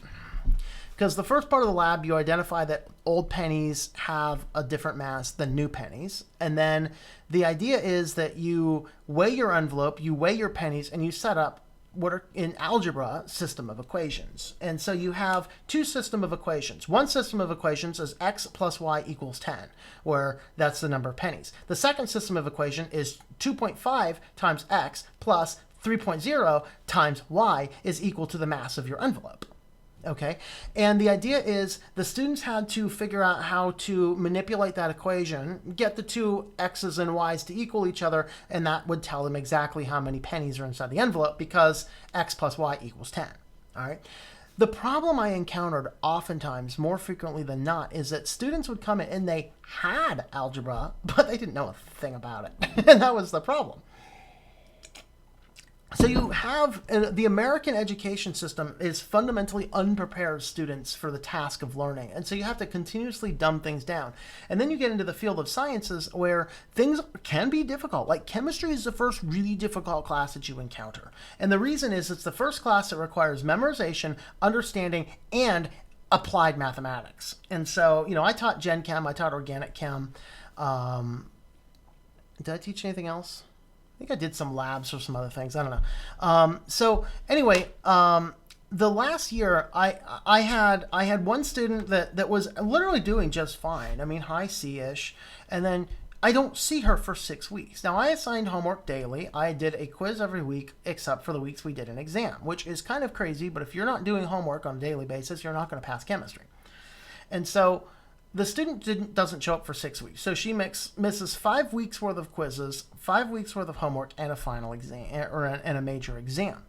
And then she comes in between. I have 10 minutes between my organic class and my Gen Chem class, and she's waving this document, sign this paper, sign this paper. I'm like, what am I signing this paper for? Like, well, because I have ADD and if you sign this paper, I can drop your class and keep my scholarship. I said, well, I'm going to need to take the paper. I have office hours. You need to come visit me during office. I can't visit you during my office hours. I got to blah, blah, blah. Some other crazy excuse. It had nothing to do with college life or responsibility. And so I said, you have to come to my office hours. You got to figure it out, or email me and I will find a time that you can come in. And so she wants me to sign this thing. And I took it to my boss and said, look, she was passing the class just fine. High C, which is just fine for freshman chemistry. She simply stopped showing up.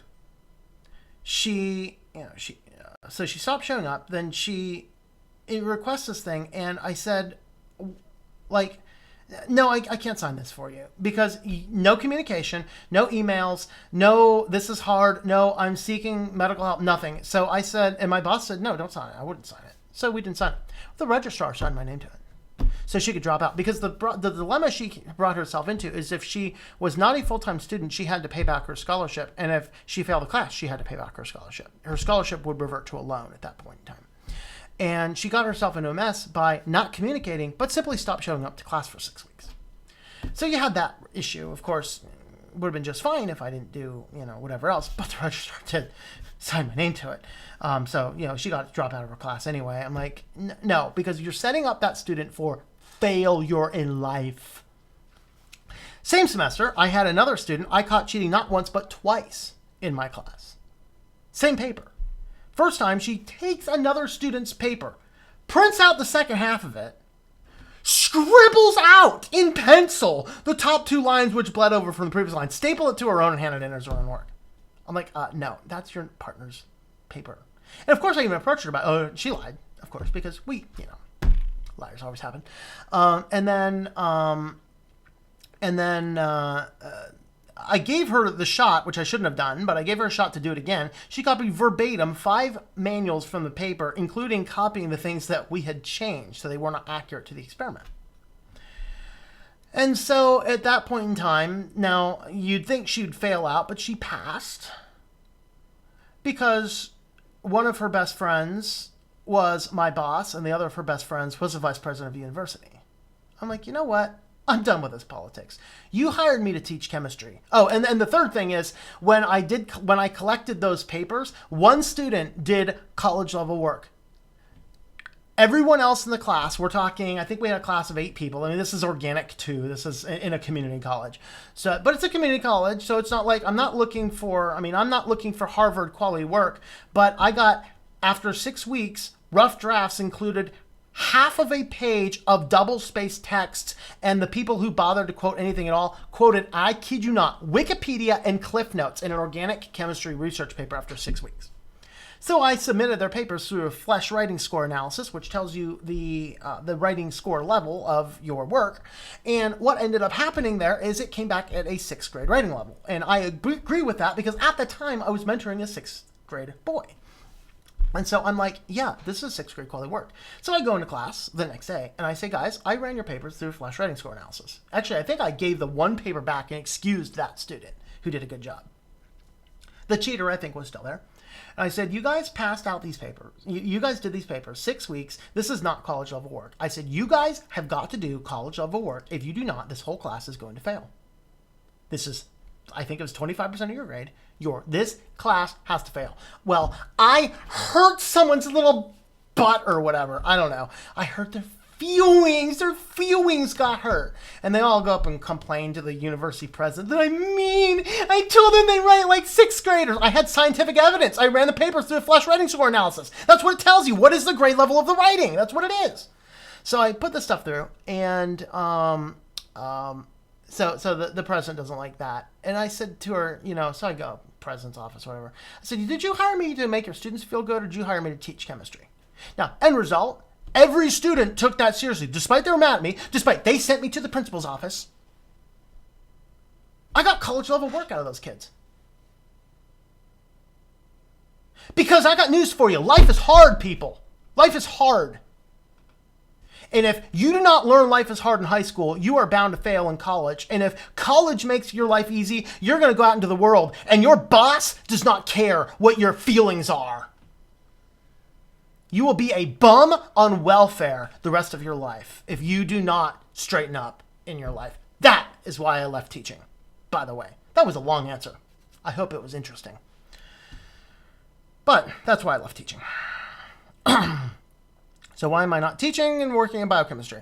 That's not teaching. Why am I not working in biochemistry? I did some academic software sales for a textbook company. I think that's a very morally incorruptible area. I'm not necessarily opposed to working in that particular field, but the reality is I can make just about as much money working from home in my office on my own schedule, mentoring the kids that I want to mentor, doing the things that I want to do, setting stuff up, not waking up to an alarm clock, or I can go make about the same amount of money busting my butt for hours upon hours upon hours upon hours every single day, locked into a schedule, have no flexibility.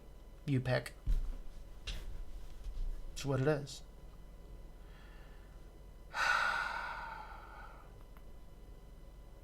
Oh, you're testing for that should be a PDF. Demiano, that should be a PDF. If that's not a PDF, maybe I'll find a link that's a PDF. I used to be able to find it on Google Docs, and that was the second one down. So is that not a link we can look at? The homosexuals took over? Oh, the website, yeah. Okay, yeah. Last unicorn is fighting back. Everything has to be urbanized, metro, clunky. I'm multidiscipline, jack of all trades. Maybe. Except I don't know anything about System D. This website seriously has a chat box. What purpose does it serve exactly? I think just to harvest more data. Why not? After you have freedom of choice in Linux world, if it's a System D or OpenRC, any Unix in system. Full hat time is terrific. I love it. Learned so much. Well, thank you, Brian. I'm not sure what I'm going to talk about yet this week. If anybody has any fun ideas you want me to tackle, shoot me a comment or a message or something. I'd be glad to think about that. Debian has the option to install OpenRC or sysvintin. Okay. Even some BSDs are into System D. From what I hear, that sounds bad. Pennies, copper. I wonder if it's over here. Do I? Somewhere I had fun with pennies. I can't remember exactly where they are, but actually I have a brass penny. I have a silver penny. All sorts of fun things. Like electrochemistry is fun, guys. Electrochemistry is fun. My favorite field of chemistry. But yeah, I've done zinc plating pennies, and then if you take a zinc plated, if you take a standard newer penny and you plate it in zinc, brass is actually an amalgam of copper and zinc, and so if you electroplate a penny with zinc, and then and it's got to be an old one, not a new one. I think it's got to be an old one. You electroplate a penny with zinc, and then you stick it inside of a Bunsen burner for a few minutes. It will actually amalgamate together and form a brass penny. I've got one laying around here somewhere. It's pretty fun. Bible, Romans 1:22. Though they claim to be wise, they become fools. I think the education system has become a prophecy. Yeah, that's the reality. In fact, if you follow Josh McDowell, is like he's one of the few like nationally known sort of quasi youth pastors. If you follow his stuff, he does a whole lot of work on this type of stuff. He has a famous quote in his story. He says, if you want to get an education, or what does it say? Yeah, if you want to learn truth, the last place you want to go is a university, is what he says. Eventually, they are, and eventually jump System D because of Red Hat. Give you the option. Okay. Don't get me wrong. I love any distro. Make use of it. Yeah, there you go. See you later, Joe. Third gen of Linux desktop, mostly without terminal, with good GUI support. All right. You are teaching. You're thousands of students in computers, and that's the reality. From on the spiritual level, I have two equal spiritual gifts. Those are teaching and prophecy. Of course, prophecy is not like God said to me. Prophecy in the context of the New Testament teaching is that I can take a cultural analysis, apply it to scripture, and teach from it. That's what prophecy would mean in the modern term. So those are kind of my two spiritual gifts, are teaching and prophecy. And so, yeah, this is right. I don't have to go in front of a classroom with a blackboard and 30 registered students for university and teach. I can teach every day on YouTube, and that's kind of the difference. You live life with a purpose. Yes. Sounds silly question, but what's your opinion of pennies? Should we even continue making them, and considering they cost more than they're worth? No, actually, old pennies cost more than they are worth. New pennies are actually remarkably cheap. It's just these old ones, these pre-1983, because they're made of copper. Except it's like 42 or something. They were steel because of the war effort. Or maybe it's 44. I forget what year was steel. Pennies, I don't have a problem with pennies. Now, I don't have a problem with pennies, but this is my Dave Ramsey mug here, because I pay cash with everything, and this thing gets filled up about once a month. I empty this guy out of change and deposit it all in the bank. There's probably about 20, 30 bucks in change in here right now. So, no, pennies add up because every little bit adds up in what you do. Well, folks, I hit the bottom of the comments. I hit the bottom of the articles. So I think it's just about time we wrap this ship up, sail this ship home. Let's go ahead and feed the kitties. Where's my kitty cam? I gotta find my kitty cam. There's my kitty cam.